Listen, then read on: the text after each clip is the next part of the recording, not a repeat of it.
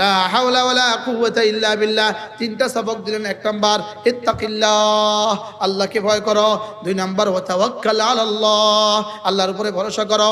তিন নাম্বার বেশি বেশি বলো লা হাওলা ওয়ালা কুওয়াতা ইল্লা বিল্লাহ।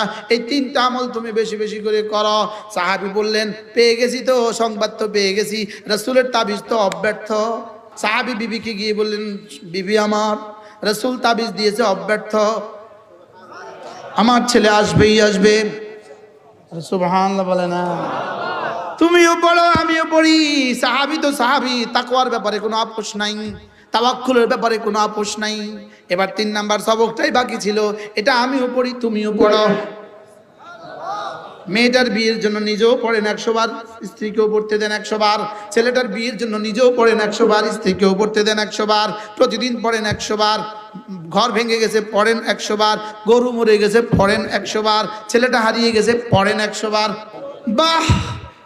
2-4 দিন যেতে না যেতে ফজরের আগে ছেলেটা এসে বলে আব্বা আসসালামু আলাইকুম।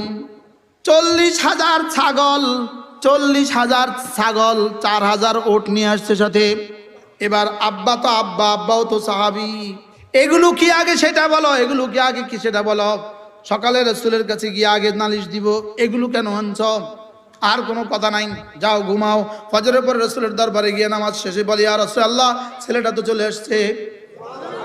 ছেলেটা আসা না আসা আমার কোনো বিষয় না, এই এতগুলো ছাগল আর এতগুলো গরু কেন আনছে জিগান।